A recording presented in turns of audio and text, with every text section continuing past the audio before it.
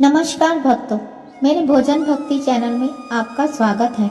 अहोई अष्टमी व्रत कर रही माताओं और बहनों को हार्दिक शुभकामनाएं। गणेश जी की आज हम बात करेंगे अहोई अष्टमी व्रत और पूजा विधि के बारे में।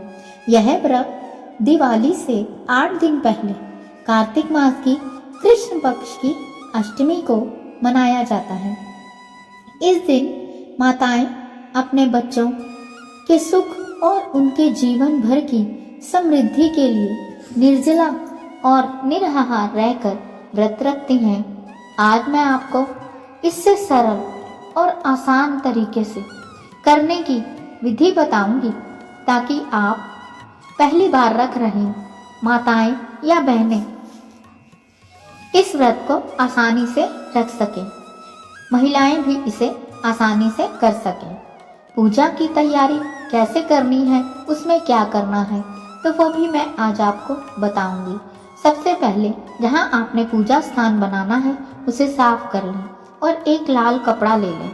अब जिस चौकी पर आपने अहोई माता का पोस्टर, कैलेंडर या फोटो लगानी है उसे वहां पर स्थापित करें और उस पर लाल कपड़ा बिछा दें। और अब मिट्टी का करवा लें।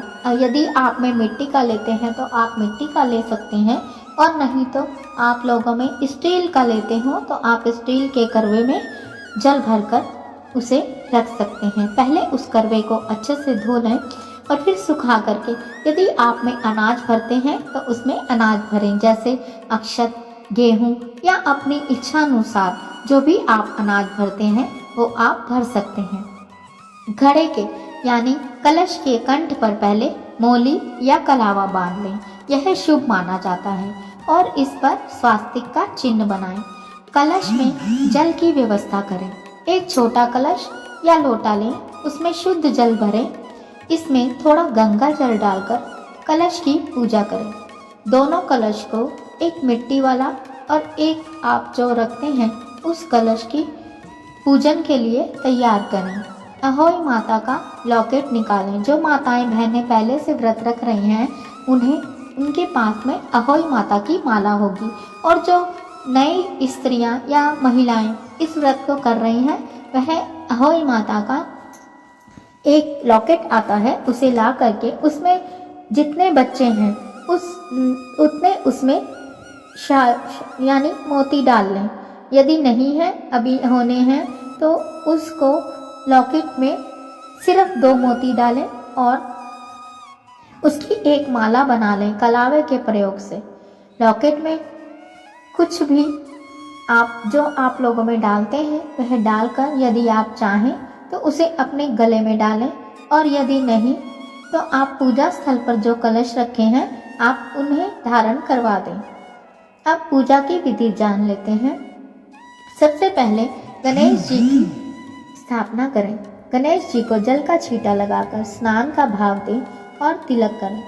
अब अहोई माता को जल से स्नान कराएं, उन्हें भी छींटा लगाएं, लाल वस्त्र या मोली बांधें और तिलक करें। कलश की पूजा करें, अक्षत और फूल चढ़ाएं। हल्दी का तिलक भी लगाना शुभ माना जाता है। यदि आप में हल्दी का तिलक कर सकते हैं तो आप उस पर हल्दी का तिलक लगाएं। कथा और भोग की बात करते हैं। पूजा के बाद अहोई अष्टमी की कथा पढ़ें या सुनें। कथा के बाद भोग अर्पित करें। आमतौर पर मिठाई या पूड़े, जो मीठे पूड़े होते हैं इस दिन वह बनते हैं, तो मीठे पूड़े या फल का भोग लगाया जाता है। भोग का कुछ हिस्सा बच्चों को प्रसाद के रूप में दें। अर्घ देना और व्रत खोलना, यह कब करना है यह भी मैं आपको बताती हूँ। इस व्रत में तारों को अर्घ दिया जाता है। शाम को तारों के समय में जिस समय तारे निकलते हों उस समय पूर्व दिशा की ओर मुंह करके कलश में जल अर्पित करें। तारे निकले हों तो उन्हें अर्घ दे दें। ध्यान रखें कि जल के छींटे पौधों पर ना पड़ें। व्रत खोलने के बाद भोग ग्रहण करें और बच्चों को कथा सुनाएं। विशेष नियम जान लेते हैं। इस व्रत के कुछ खास नियम और सावधानियां जान लेते हैं। व्रत के दौरान पेड़ पौधों को ना काटें। बाल ना काटें और शैम्पू का इस्तेमाल कम से कम करें। यदि ना करें तो अच्छा है। जो महिलाएं पहली बार इस व्रत को रख रही हैं या जिनको संतान सुख नहीं मिला है, वो भी इस व्रत को रख सकती हैं। इस व्रत को करने से अहोई माता की उन पर कृपा होती है और बहुत ही जल्द उन्हें संतान प्राप्त होती है। व्रत के दौरान पूरी श्रद्धा और भक्ति से पूजा करें, फलस्वरूप माता प्रसन्न होती हैं। तो दोस्तों, यह थी अहोई अष्टमी व्रत की पूजा विधि। इस व्रत से आपके परिवार में सुख समृद्धि और संतान का कल्याण होता है और जिन्हें संतान नहीं है उन्हें संतान सुख भी प्राप्त होता है।